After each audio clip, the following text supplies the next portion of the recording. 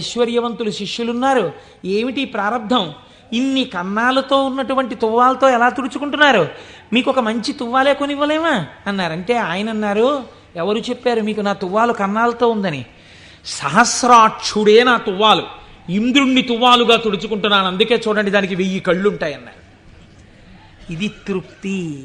తనకిది లేదన్న భావన ఉండదు. అంతా నాదే, నాది కాంతి ఏమిటన్న భావనతో బతుకుతారు పెద్దలు.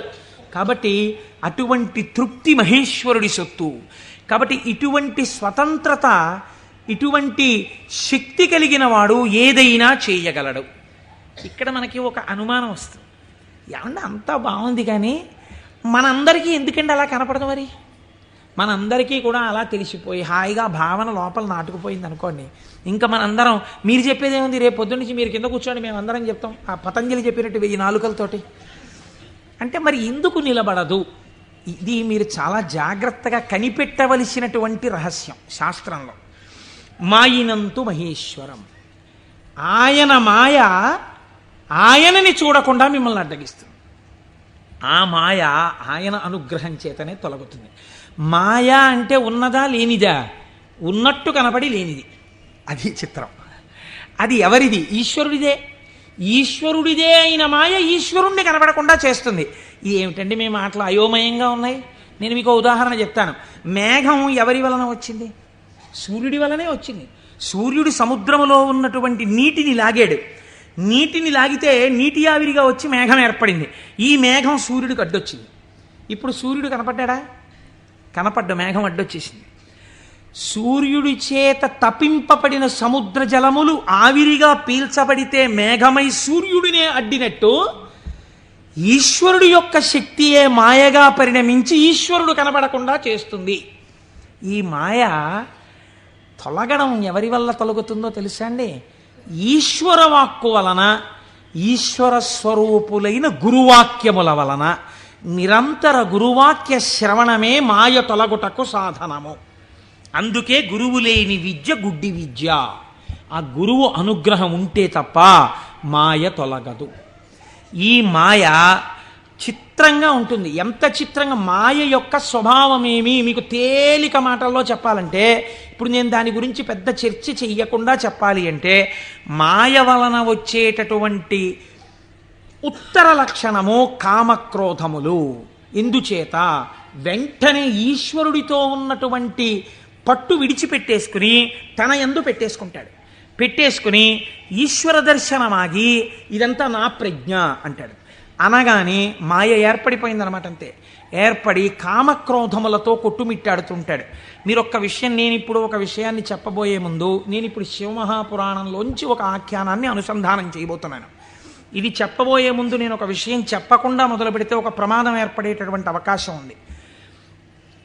ఒక 95 సంవత్సరాల వృద్ధుడు అలా వెళ్ళిపోతూ ఉపన్యాసం అయిపోయిన తర్వాత ఒక ఆటో కింద పడబోయారనుకోండి.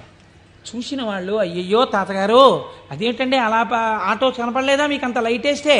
అంటే బాబు కళ్ళు డాజిల్ అయిపోయాయా, కనపడలేదు, పడిపోయాను అన్నారనుకోండి. మీరు ఏంటంటారు? గబగబా ఎత్తి తీసుకొచ్చి పక్కన కూర్చోబెట్టి, తాతగారు ఏమైనా దెబ్బలు తగిలాయా అండి అని ఆటో పిలిచి మాట్లాడి వారిని వారి ఇంటికి పంపిస్తారు. నాలాంటి ఒక దుఃఖపోతూ ఇలా అడ్డు పెట్టి ఆటో కింద పడ్డాడు అనుకోండి, మీరు ఏమంటారు? ఏమయ్యా ఆ మాత్రం చూసుకోలేవా ఏంటి, అలా వెళ్ళిపోయి పడిపోయేంటి అంటారు కదా. ఒక అజ్ఞాని పడిపోయాడు అనుకోండి, అది పెద్ద విశేషంగా మీరు చెప్పక్కర్లా. ఎంతటి మహాత్ములు కూడా మాయకి ఎలా పడిపోతూ ఉంటారో మీరు తెలుసుకున్నారనుకోండి, దానికి ఎంత శ్రద్ధ అవసరమో మీకు అర్థమవుతుంది. కాబట్టి అలాంటివి చెప్పేటప్పుడు ఏ కోటేశ్వరరావు లాంటి వాడో కామమునకు వశుడైనాడు, క్రోధమునకు వశుడైనాడు అని చెప్తే అది పెద్ద విశేషం ఏంటంటే వాడు అలాంటి వాడే అంటారు. కాదు, ఒక మహాపురుషుడు అలా వశుడైనాడు అనుకోండి. అందుకే వాళ్ళు మహాత్ములు ఎవరు తమ జీవితంలో సంఘటనలు దాచరు, రాసేస్తారు. మహాత్మా గాంధీ గారు జీవితంలో ఆటోబయోగ్రఫీ రాసుకున్నప్పుడు చెప్పుకున్నారు, చంద్రశేఖర పరమాచార్య స్వామి 73వ ఏట ఇప్పటికీ నన్ను ఆశ అప్పుడప్పుడు పట్టుకునే ప్రయత్నం చేస్తూ ఉంటుందని చెప్పుకున్నారు. మహాత్ములు దాచరు. కనుక చూడండి, శివమహాపురాణం మీకు ఈ జ్ఞానాన్ని ఉపదేశించడానికి ఒక అద్భుతమైన ఘట్టాన్ని తీసుకొచ్చి బోధ చేసేటటువంటి ప్రయత్నాన్ని ప్రారంభం చేస్తోంది. ఒకానొక సమయంలో నారద మహర్షి హిమవత్ పర్వతము యొక్క క్రింది భాగమునందు గంగానది ప్రవహించేటటువంటి ప్రాంతంలో పరమశివుడు ఎక్కడ కూర్చుని తపస్సు చేశాడో అటువంటి గుహలో కూర్చుని పరబ్రహ్మమును గూర్చి తపస్సు చేశాడు. తపస్సు చేస్తున్నప్పుడు ఇంద్రుడు మన్మధుణ్ణి పిలిచి ఒక మాట చెప్పాడు. తపస్సు చేస్తున్నాడా? తపస్సు అంటే భగవంతుని యందు మనస్సు లగ్నమై ఉండాలి. అది చంచలమవుతుందా లేదా పరీక్ష చేస్తుంటారు. కనుక నువ్వు వెళ్ళి వికారములను ఇంద్రియములకు చూపించి వశుడవుతాడేమో చూడమన్నారు. అంటూ ఇంద్రుడు అన్నాడు, హిమశైల గుహాయాం హి మునిస్తపతి నారద మనసోద్దిశ్య విశ్వేశం మహాసంయమమాన్ దృఢ. అడిగోనయ్యా, మహాసంయమవాన్, సంయమి అయినటువంటి నారద మహర్షి తపస్సు చేస్తున్నాడు. మన్మథా, నువ్వు అక్కడికెళ్ళి ప్రలోభ పెట్టి ఆయన తపస్సు భగ్నమయ్యేటట్టుగా చూడు. అగ్నియందు తప్తమైతే కదండి బంగారానికి కాంతి. పరిస్థితులను తట్టుకుని నిలబడినప్పుడు కదండి వాడు బ్రహ్మర్షి అవడం. కాబట్టి ఆ తపస్సుకి విఘ్నం పెట్టడం, ఆ తపస్సు సిద్ధించడానికి బాగా పుటం పెట్టడమే నా దృష్టిలో. ఇప్పుడు మన్మధుడు వెళ్ళాడు, ఏదో ప్రయత్నం చేశాడు, ఆయన ఏం లొంగలేదు. నారద మహర్షి యొక్క తపస్సు సఫలీకృతమైంది. ఆ తపస్సు పూర్తి చేసి ఆయన బయటికి వచ్చారు. చిత్రం చూడండి, ఇంతసేపు అన్నిటినీ విడిచిపెట్టి ఒక గుహలో కూర్చొని పరబ్రహ్మానుసంధానం చేసి గొప్ప తపస్సు చేసినటువంటి నారద మహర్షి ఎక్కడికి వెళ్ళారు? ఎవరి గురించి తపస్సు చేశారో వారిని సాకారముగా చూడ్డానికి కైలాస పర్వతానికి వెళ్ళారు. వెళ్ళి ఏమని చెప్పాలి? ఈశ్వర, మీ అనుగ్రహం నా చేత తపింపచేసి తపస్సునందు నాకు సాక్షాత్కరించి నాకు జ్ఞానభిక్ష పెట్టారని చెప్పాలి. కానీ ఆయన వెళ్ళి అన్నాడు, ఇది మాయ కమ్మడం అంటే ఎంత గమ్మత్తుగా ఉంటుందో చూడండి. ఈశ్వర, హిమవత్పర్వత ప్రాంతంలో ఉన్నటువంటి గుహలో కూర్చుని నేను తపస్సు చేశాను. మన్మధుడు వచ్చి నా మీద బాణాలు వేసే ప్రయత్నం చేశాడు. కానీ నేను ఆ మన్మథ బాణములను లెక్క పెట్టలేదు. కామమును జయించాను అంటే ఈశ్వరుడు చేసిన పని నేను చేశానని చెప్పుకోవడం సోత్కర్ష. కాబట్టి నేను కామమును జయించాను, జయించి నేను తపస్సు యందు సిద్ధిని పొందాను అన్నారు. అంటే శంకరుడు నవ్వాడు.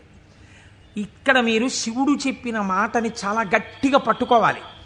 ఆయన అన్నాడు, బాగుందయ్యా, చాలా చక్కటి మాట చెప్పావు, చాలా సంతోషం. కాముణ్ణి జయించావా? మాటలా కాముణ్ణి జయించడం అంటే జయించిన వాడికి తెలుస్తుంది, అందుకు కదా నాకు వచ్చి చెప్పావు. నేను సంతోషించాను. కానీ నారదా, నీకొక్కటి చెప్తాను, గుర్తుపెట్టుకో.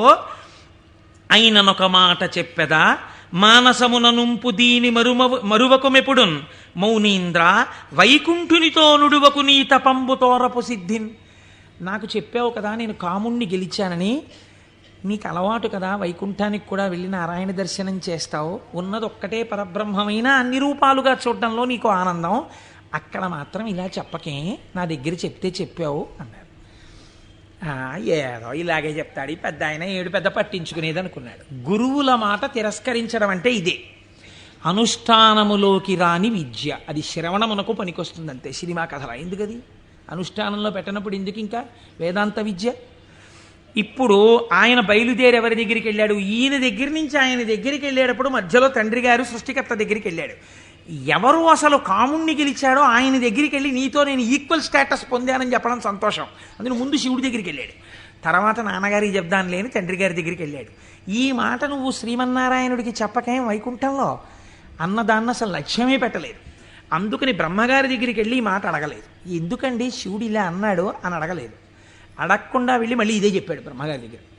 నాన్నగారు నేను తపస్సు చేశానండి, మన్మధుడు వచ్చి బాణాలు వేశాడండి, అయినా నేను చెల్లించలేదండి, కాముణ్ణి గెలిచాను, తపస్సు యందు సిద్ధిని పొందాను అన్నాడు.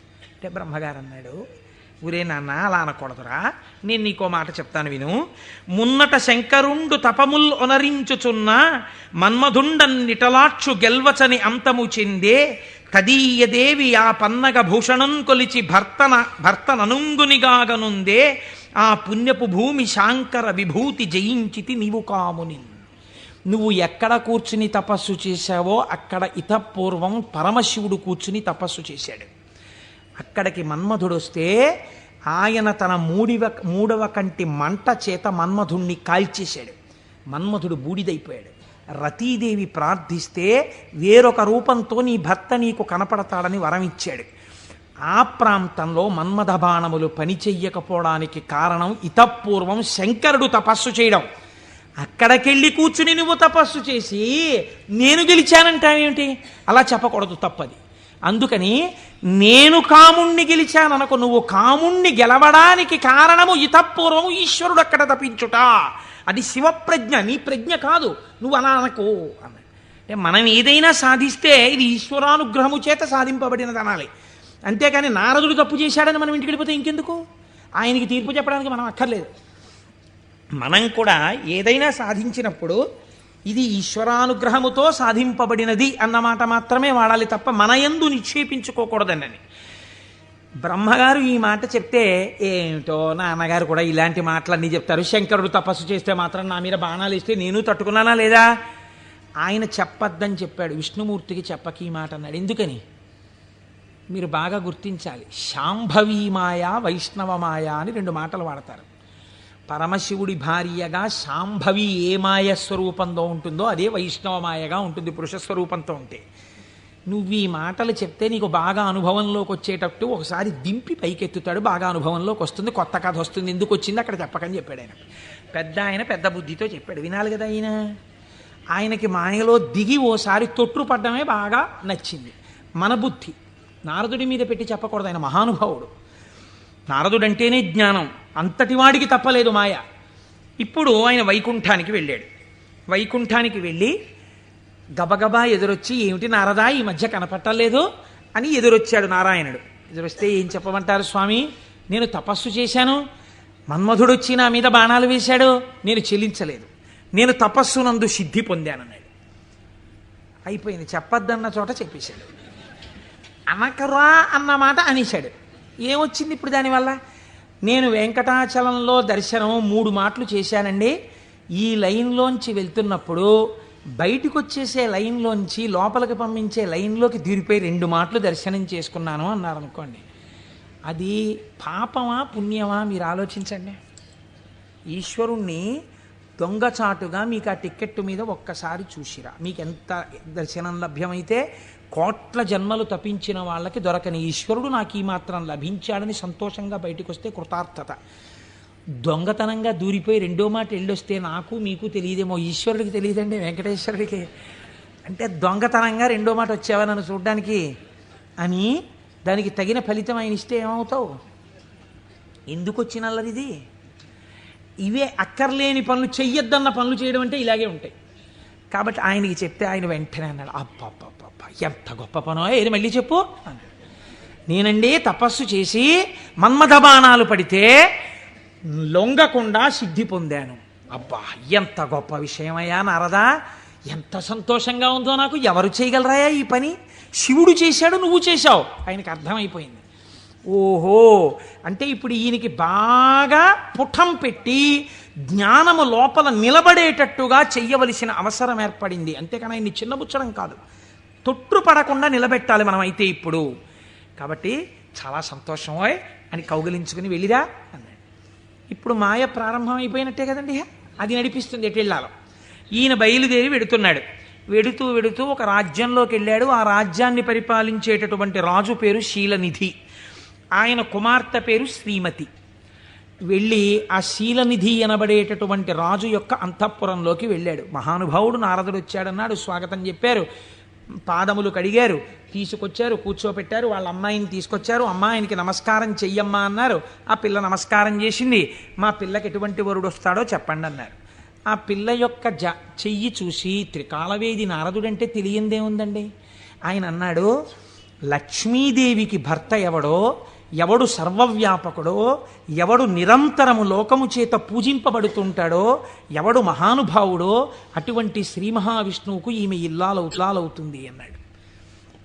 అక్కడ వరకు బాగా చెప్పాడు. కానీ ఆమెని చూడగానే కామాన్ని కదా గెలిచానన్నాడు. ఈవిడ నా ఇల్లాలైతే ఎంత బాగుండో అనిపించింది. కానీ ఆవిడ జాతకంలో ఏముంది? శ్రీ మహావిష్ణువు భర్త అవుతారని ఉంది. ఈ అమ్మాయికి పెళ్ళి ఎలా చేద్దాం అనుకుంటున్నావు అని అడిగాడు. రేపు స్వయంవరం పెట్టామండి, స్వయంవరంలో ఈమె వరమాల వేస్తుంది అంటే విష్ణువు సాకారుడై వస్తాడు ఈ సభలోకి. ఇప్పుడు మళ్ళీ వెనక్కి తిరిగి వైకుంఠానికి వెళ్ళాడు. వెళ్ళి అయ్యా ఎవరికైనా చెప్పుకుంటే కొంచెం సిగ్గుచేటుగా ఉంటుంది. నా మనస్సు ఆ శ్రీమతిని పెళ్లి చేసుకోవాలి అని ఉవ్విళ్ళు ఉరిపోతోంది. ఆమె నాకు దక్కకపోతే మన్మథబాణముల చేత చచ్చిపోతాను. ఎవరండి ఇంతకు ముందు వచ్చి చెప్పినప్పుడు ఏం చెప్పాడు? మన్మథబాణములను గెలిచి తపస్సునందు సిద్ధి పొందానని చెప్పినవాడు వెనక్కి తిరిగి వెంటనే వచ్చి చెప్తున్నాడు ఇది మాయా అంటే. చూడండి, ఆమె నా ఇల్లాలు కాకపోతే నేను మన్మథబాణములకు చచ్చిపోతాను. నన్ను బతికించవయ్యా, నేను బతకాలంటే నీ రూపం నాకు రావాలి. నీ రూపం నాకు వస్తే ఆమె నా మెళ్ళలో మాల వేస్తుంది, అప్పుడు పెళ్లి చేసుకుంటాను. అందుకని నీ రూపం నాకు ఇవ్వా అని అడిగాడు. అడిగితే ఆయన మహానుభావుడు శ్రీ మహావిష్ణువు, ఆయన ఎంత చమత్కారం చేశాడో చూడండి. హరియసగన్మునిక మనోహరమగు తన మేని రూపు నర్రు వరకు బైహరి శిరసున్ కూరిచే ఇది అరయక ముని కూరుచుండె అచట మురియుచున్. హరి శరీరాన్ని ఇచ్చాడు, హరిశిరస్సుని ఇచ్చాడు. హరి అంటే రెండు అర్థాలు. హరి అంటే పాపములను హరించే శ్రీ మహావిష్ణువు, హరి అంటే కోతి. హరి శరీరాన్ని కింద వరకు ఇచ్చాడు, కోతి తలకాయని పైన ఇచ్చాడు. నువ్వు హరి రూపాన్ని కదా అడిగావు, హరి రూపాన్ని ఇచ్చానన్నాడు. మాట తప్పనట్టు. ఆయన ఎంత తెలివైనవాడో చూడండి. ఈయనకేం కనపడుతుంది? ఇలా చూసుకున్నాడు. శ్రీ మహావిష్ణువు చేతులు, శ్రీ మహావిష్ణువు రంగు, శ్రీ మహావిష్ణువు కౌస్తుభం, ఆ వనమాల, ఆ పట్టుపంచ, ఆ కుర్చీళ్ళు అన్నీ శ్రీ మహావిష్ణువు. తన ముఖం తనకు కనపడదుగా. అద్దంలో చూసుకోవడానికి శ్రీమతి దగ్గరికి వెళ్ళిపోవాలి ముందు, స్వయంవరం అయిపోతే. అందుకని గబగబా వెళ్ళిపోయాడు. వెళ్ళిపోయి ఆ స్వయంవరంలో ఒక ఆసనం మీద కూర్చున్నాడు. ఇద్దరు రుద్రపార్షదులు అటు ఇటు కూర్చున్నారు. వాళ్ళు అన్నారు, వీడు ఎవడరా శ్రీ మహావిష్ణువులా పంచకట్టుకున్నాడు, మాలలు వేసుకున్నాడు, ఇటు ఆ కౌస్తుభం పెట్టుకున్నట్టు అలా పెట్టుకున్నాడు, ఆ వనమాల వేసుకున్నట్టు వేసుకున్నాడు, పైన కోతి మొహం, వీడిని ఎవరు పెళ్లి చేసి ఎలా శ్రీమతి మాల వేస్తుంది, ఇటు ఇలా వచ్చాడేమిటి అంటున్నారు. ఆయనకి ఎంతసేపు యావని వినిపిస్తోందంటే నా మెళ్ళో మాల వేసేస్తుందని కుళ్ళిపోయి వీళ్ళు ఇలా అనుకుంటున్నాడు. ఆ శ్రీమతి దండ పట్టుకుని దగ్గరికి వచ్చింది. తీరా దండ పట్టుకుని దగ్గరికి వచ్చేటప్పటికి కాళిదాస మహాకవి వర్ణిస్తారులేండి. ఆ ఇందుమతీదేవి దండ పట్టుకుని ఎవరి దగ్గరికి వెడితే వాళ్ళకి పగటిపూటలా అనిపించింది. ఎందుకంటే ఆవిడ యొక్క వెలుతురులో వాళ్ళు ప్రకాశించారు. ఆ తర్వాత కొంచెం ముందుకు వెళ్ళేటప్పటికి ఆవిడ వెళ్ళిపోయింది, వీళ్ళు చీకట్లో ఉండిపోయేవారు. నాకు కొన్ని ఆశ్చర్యంగా ఉంటాయి. నేను ఇంట్లోకి వెళ్ళేటప్పటికి కరెంటుపై చీకటిగా ఉంది. మా అమ్మాయి ఒక ఛార్జింగ్ లైట్ పట్టుకుని వచ్చి ఆ వెలుతురులో, నాన్నగారండి మిమ్మల్ని నేను వెలుతురులోకి తీసుకొస్తున్నాను అంది. చాలా గొప్ప మాట అమ్మా అన్నాను. అంటే ద్వంద్వార్థములతో మాట్లాడింది. చాలా సంతోషం తల్లి, ఫోన్లే నా కూతురి చేత నేను వెలుగులోకి వచ్చినా చాలా గొప్పవాడినే కదా. అందుచేత ఆయన అలా ఆ శ్రీమతి దగ్గరికి వచ్చింది. దగ్గరకు వస్తే నాకే మాల వేస్తుంది అని సంతోషపడిపోయాడు ఆయన. ఆ పాపం నా శిరస్సు అందదేమో అని కొంచెం వంచాడు. ఆవిడ ఇలా చూసి భృకుటి ముకులించి ఏమిటి కోతి శిరస్సు ఏమిటి, రూపం ఏమిటి అనుకుని వెళ్ళిపోయాడు. ఈలోగా రావలసిన శ్రీహరి రాజకుమారుడి వేషంలో వచ్చాడు. ఆవిడ గుర్తుపట్టింది, మాల తీసుకెళ్లి శ్రీమన్నారాయణుడి మెడలో వేసేసింది. ఈవిడ్ని తీసుకుని ఆయన చక్కబోయాడు వైకుంఠానికి. ఈయనకి ఎక్కడ లేని బాధ కలిగింది. ఈలోగా పక్కనున్న రుద్రపార్షదులు ఇద్దరు అన్నారు, ఏమయ్యా నీకు ముందే చెప్పాము, కోతి మొహం వేసుకుని సభలోకి వచ్చావేమిటయ్యా అని నిన్నెవరు పెళ్లి చేసుకుంటారనుకున్నావయ్యా అన్నారు. అనేటప్పటికీ వాళ్ళిద్దరికీ కూడా మీరు రాక్షసయోనుల యందు జన్మించెదరుగాక అని చెప్పించాడు. తప్పెవరిది? ఒప్పు చెప్పిన వాళ్ళెవరు? ఒప్పు చెప్పిన వాడికి తపఫలితంతో శాపం ఇచ్చాడు. మాయా ప్రభావము కామక్రోధముల యందు ఎలా తిప్పుతుందో చూడండి. శపిస్తే వాళ్ళెటువంటి స్థితిలో ఉన్నారు? ఇదంతా శివేచ్ఛ అని వాళ్ళు నమ్మారు. ఇది పరమభక్తి. వాళ్ళకి ఆ కష్టమే వచ్చినా ఇది కూడా ఈశ్వర శాసనమే అనుకున్నారు. వారులు జ్ఞానధనము చేకూరిన వారౌటమదిని కుందకయే శివేచ్ఛారీతి నడచునని అన్నారదునిన్ దూరరైరి నడచి రెచటికో. వాళ్ళు ఇదేమిటయా మమ్మల్ని ఇలా శపించావు, నువ్వు కోతి మొహం పెట్టుకుని వచ్చే అని చెప్పి తిరిగి శపించకుండా ఇది కూడా శివేచ్ఛే అని వాళ్ళు వెళ్ళిపోయారు. వాళ్ళు మహాజ్ఞానులు. ఇప్పుడు ఈయన గబగబా మళ్ళీ వైకుంఠానికి వెళ్ళాడు. వైకుంఠానికి వెళ్ళి ఎంత పనిచేశావయ్యా శ్రీమన్నారాయణ, నీ రూపం నాకు ఇమ్మని అడిగాను, హరి రూపం ఇమ్మని అడిగితే హరి రూపం హరి శిరస్సు కోతి శిరస్సు పెట్టావు. దానివల్ల శ్రీమతిని నువ్వు పెళ్లి చేసుకున్నావు, నాకు కాకుండా చేశావు.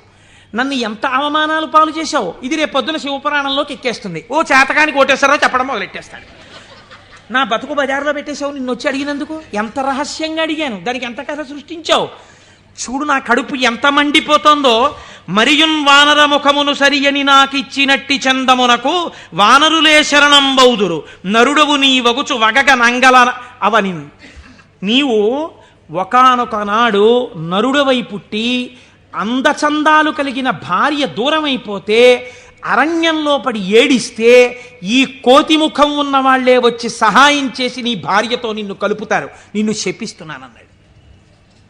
మహానుభావుడు కనుక శ్రీమన్నారాయణుడు దాన్ని కూడా లోకానికి ధర్మ మార్గం నేర్పడానికి రామావతారమునందు సీతావియోగంగా తీసుకున్నారు. ఇప్పుడు ఈ శాపవచనాన్ని కూడా విడిచిపెట్టేశాడు, ఇద్దరిని శపించేశాడు, భగవంతుణ్ణే శపించాడు, రుద్రపార్షదుల్ని శపించాడు, కామమునకు వశుడయ్యాడు. ఇప్పుడు స్వస్థత కలిగింది. ఏమిటి నేను పొందింది అనుకున్నాడు. చిచ్చి చిచ్చి, ఎక్కడి నా జన్మ, ఎక్కడి తపస్సు, ఎక్కడి మహతి. ఆనాడు శంకరుడు చెప్పాడు, నేను గెలిచానని అనద్దు, ప్రత్యేకించి వైకుంఠంలో ఈ మాట చెప్పకు సుమా అని చెప్పాడు ఆయన. అక్కడే చెప్పాడు. కాబట్టి శివవాక్కు గురువాక్కు, ఏది అనకురా, ఏదైనా ఈశ్వరుడు ఇచ్చాడను నీకు ఇబ్బంది ఉండదు. అంటే వీడు ఏదైనా సాధించేటప్పటికీ నాదంటాడు, ఏదైనా పోయేటప్పటికీ దిక్కుమాల దేవుడు ఏం చేశాడు నాకంటాడు. రెండూ పాపకర్మలే. కాబట్టి ఇప్పుడు ఆ మాయ తొలగింది. ఇప్పుడు శ్రీమన్నారాయణుడిని చూసి అన్నాడు, ఎట్లు మహాత్మా నిన్ను శపించిన దోషము నాకు బాయు, నీ వెట్లు భరించి యొందగల వీచెడు తాపసి ఏవయైన ఈ తిట్లు సహింపరానివిక, తీండ్రపుటల్కను ముక్క ముక్క యౌనట్లుగా నన్ను చెండదగు అండజకేతన చక్రధారచేన్. యుక్తాయుక్త విచక్షణ మరిచి నేను మాట్లాడినటువంటి మాటలకి నా యొక్క నాలుకని ముక్కలు ముక్కలుగా కత్తిరించెయ్యాలి. ఎంత మాత్రము ఇంకా జాగు చెయ్యకుండా, మహానుభావ, అండచకేతన అంటే గుడ్డులోంచి పైకొచ్చినటువంటి గరుత్మంతుడు నీ యొక్క ధ్వజమునకు చిహ్నముగా కలిగినటువంటి వాడా, మహానుభావ నీ చక్రధారల చేత నా నాలుకని ముక్కలు ముక్కలుగా కత్తిరించేవయా, అప్పుడు కానీ నేను చేసిన పాపం పోదని కన్నీటి ధారలతో ఆయన పాదాల్ని అభిషేకించి ఆయన కాళ్ళ మీద పడ్డాడు. నారదుడు కాబట్టి అంత తొందరగా మళ్ళీ స్వస్థితిని పొందగలిగాడు. మనం కొన్ని కోట్ల కోట్ల జన్మలు తిరుగుతుంటాం. మీరు చూడండి, రామాయణంలో సీతావియోగానికి కారణమైంది ఒక రజకుడి మాట. అదే రజకుడు మళ్ళీ ద్వాపర యుగంలో రజకుడిగా వచ్చాడు. కృష్ణ భగవానుడు వెళ్ళి 4 చీరలు ఇవ్వయా, పంచెలు ఇవ్వయా, కట్టుకుంటానన్నాడు. ఎట్టట్రా మనుజేంద్ర చేలమలు మీ కియ్యంబాడియే మిరలుం కట్టంబోలుదురే, పయోఘృతదది క్షీరంబులన్ మెక్కి ఇట్లాడంజనుగాక, గొల్లలకు మీకి భంగి నోరాడిడిన్ కట్టా ప్రణంబులు కొలుపోయదుసు మీ కంసోద్ధతిన్ బాలక. ఆయన 4 పంచెలు ఇవ్వరా అంటే వీడు ఇన్ని మాటలు మాట్లాడాడు. ఎట్టెట్రా, ఏంట్రా నీకు రాజుగారి బట్టలు కావలసి వచ్చాయా? బాగా నందవ్రజంలో పాలు వెన్న తిని ఒళ్ళు కొవ్విందా? నీకు రాజు పంచెలు కావాలా? పంచె కట్టుకోవడం కాదురా, ఈ మాట తెలిస్తే కంసప్రభువుకి ఏమవుతావో తెలుసా, ముక్కలైపోతావు అన్నాడు. అంటే కృష్ణ భగవానుడు అన్నాడు, అన్నయ్య ఇంకొక అవకాశం ఇచ్చి చూశా, సరేనని ఒక పంచె ఇస్తే చేసిన పాపం తీసేద్దామని చూశా. యుగం మారిపోయినా వీడి బుద్ధి మారలా. ఈ తల ఇక మామూలుగా పనికిరాదు, నీ గుద్దొక్కటి గుద్ది 1000 వ్రక్కలు చేయన్నయా శిరస్సునన్నాడు. ఒక్క గుద్దు గుద్ది 1000 ముక్కలు చేశారు. నోటి మాట సంస్కారంగా ఉండాలి. మాట సంస్కారంగా ఉండడం మొదట నేర్చుకుంటే చాలా తప్పులు దిద్దబడిపోతాయి. అందుకే శివుడు చెప్పింది ఈ మాట వైకుంఠంలో చెప్పకు. నీవు ఏది చేసినా ఈశ్వర ప్రజ్ఞకి ముడిపెట్టు. నీ కొడుక్కో ర్యాంక్ వచ్చింది, ఇది ఈశ్వరానుగ్రహం అండి. మా అబ్బాయికో ర్యాంక్ వచ్చింది, నువ్వు మంచి పంచె కట్టుకున్నావు, ఈశ్వరానుగ్రహం అండి. ఓ పంచె కట్టుకున్నాను. నువ్వు ఒక ఉపన్యాసం చెప్పగలిగావు, అది పరమేశ్వరానుగ్రహం అండి. నా చేత ఒక ఉపన్యాసం చెప్పించాడు, ఈశ్వరానుగ్రహం అండి. నేను శివమహాపురాణం వినగలిగాను అను. నేనన్న మాట అన్నావా, ఇబ్బందిలోకి వెళ్ళిపోతావు. ఇది అనకు. మొదట దిద్దుకోవలసినది వాక్కు దిద్దుకో. రజోగుణ తమోగుణ భూయిష్టమైన వాక్కులు మాట్లాడకు, అవి నీ సంస్కారం అయిపోతాయి. ఈ సంస్కారము నిన్ను జన్మ జన్మాంతరములు తిప్పుతుంది. నారదుడు కాబట్టి మహానుభావుడు 1 గంటలో సర్దుకున్నాడు. మనం ఎంతటి వాళ్ళం, మాయ ఎంత గొప్పదో చూడండి. ఇది మహేశ్వర శక్తి. ఈ మాయ ఎలా తొలగుతుంది అంటే దీనికి ఒక్కటే లక్షణం, ఆ మాయయే అమ్మవారి స్వరూపం. మీరు గట్టిగా ఆవిడ పాదాలు పట్టుకున్నారనుకోండి, పట్టుకుంటే ఆవిడే మిమ్మల్ని దగ్గరికి తీసుకుని, అందుకే చేతిలో పాశం పట్టుకుని ఉంటుంది. ఈశ్వర భక్తిని మీకిచ్చి మీ చేత ఈశ్వర సేవ చేయించి ఈశ్వరుడిలో మిమ్మల్ని ఆవిడే కలుపుతుంది. ఆవిడే ఆ పనినంతటినీ తీసుకుంటుంది. ఇది చిత్రంగా ఉంటుంది. ఎలా ఉంటుందంటే, తరచుగా చెప్తూ ఉంటాను నేను ఒక కత్తి నేను అలా వెడుతూ ఉంటే రోడ్డు మీద ఒక దొంగ పరిగెత్తుకుంటూ కత్తి పట్టుకుని నా వెనక వచ్చాడు అనుకోండి, నేను పరిగెడుతుంటాను. దొంగ కత్తి పట్టుకుని నా వెంట పరిగెడుతుంటాడు. నేను ముందు పరిగెడతాను, నా వెనక దొంగ పరిగెడుతుంటాడు. పరిగెడుతుండగా దొంగ రాయి తన్నుకుని పడిపోయి కత్తి అంత దూరంలో పడిపోయింది అనుకోండి. ఇప్పుడు నేను నిజానికి దొంగని ఏం చేయగలిగిన ధైర్యం నాకేం లేదు, కానీ కత్తి తీసుకుని ఇలా నిలబడ్డాను నేను. దొంగ పరిగెడుతున్నాడు. ఇప్పుడు ఎందుకు పరిగెడుతున్నాడే? దొంగ చేతి కత్తి నా చేతిలోకి వచ్చింది. ఇన్నాళ్ళు మిమ్మల్ని తిప్పిన కామం, ఆ కామపాశాలు అమ్మవారి పాదాలు పట్టుకుంటే భక్తి పాశాలుగా మారిపోయాయి. ఈ మార్పుకి మీరు అమ్మవారి పాదాలు పట్టుకుంటే చాలా ఆవిడ మాయాశక్తి. ఇటు తిప్పిన ఆవిడ అటు తిప్పేస్తుంది. మాయాపాశాన్ని భక్తిపాశం చేసేస్తుంది. లోకమనందు తిరిగిన పంచతన్మాత్రల్ని ఈశ్వరుడి వైపుకి తిప్పేస్తుంది. తిప్పేసి ఈశ్వరుడిలో కలిపేస్తుంది. కాబట్టి ఇప్పుడు మీరు మాయా అన్న అవనికని పైకెత్తి శివుడితో కలుపుతుంది. ఇది మహేశ్వరుణ్ణి చేరుకోవడానికి మార్గం.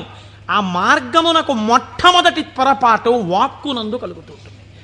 ఈ వాక్కునందు అలా చెయ్యకు. ఈశ్వర ప్రజ్ఞని గుర్తెరుగు, ఈశ్వరానుగ్రహాన్ని గుర్తెరుగు. ఇది మనకి బోధ చెయ్యడం ఈ మహేశ్వరనామమును, మహేశ్వరనామాన్ని అడ్డుపెట్టి మనకి నేర్పింది. ఇదే పరమశివుణ్ణి పక్కనే ఒక చిత్రమైన నామంతో పిలుస్తారు. శంభు అని పిలుస్తారు. శంభు అంటే ఏమిటో తెలుసా అండి?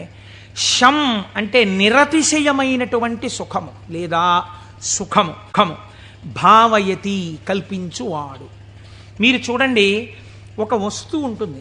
ఆ వస్తువు యొక్క సుఖానుభూతిని మీరు ఎప్పుడు పొందుతారు? ఒక వస్తువు యొక్క సుఖానుభూతిని మీరు ఎప్పుడు పొందగలరు అంటే, ఆ వస్తువు మీ చేత అనుభవింపబడినప్పుడు. ఉదాహరణకి నాకు ఒక లడ్డు అంటే చాలా ఇష్టం అనుకోండి. ఆ లడ్డూని తీసుకొచ్చి మీరు ఇలా చూపించి, కోటేశ్వరారు మీకోసమే తెచ్చాం ఈ లడ్డు అన్నారనుకోండి. నేను ఆ లడ్డూని ఇలా చూసి నా కోరిక తీరిపోయింది అంటానా? అనను. మీకోసమే అన్న చేతిలో పెట్టారు, చాలా బాగుంది అని ఇలా పెట్టుకుని తినబోతాను. తినకండి, మీకు ఈ లడ్డు ఎందుకు తెచ్చానో మీకు శుభవార్త చెప్పాలి. అది చెప్పాక తిందురు కానీ. ఇప్పుడు నా కోరిక తీరిపోయిందా? తీరలేదు. ఆయన శుభవార్త చెప్పబోతుంటే సెల్ ఫోన్ మోగింది. ఉండండి చెప్తాను అని అక్కడికి వెళ్ళి గంట సేపు మాట్లాడుతున్నాడు.